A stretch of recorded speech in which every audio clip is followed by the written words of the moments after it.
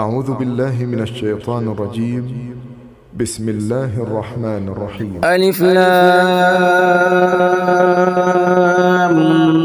ميم.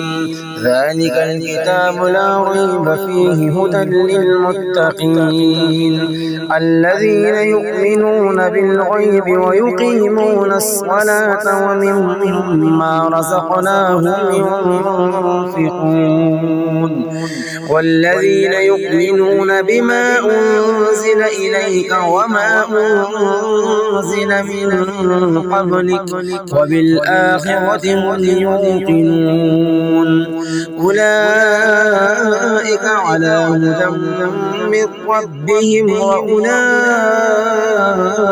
هم المفلحون.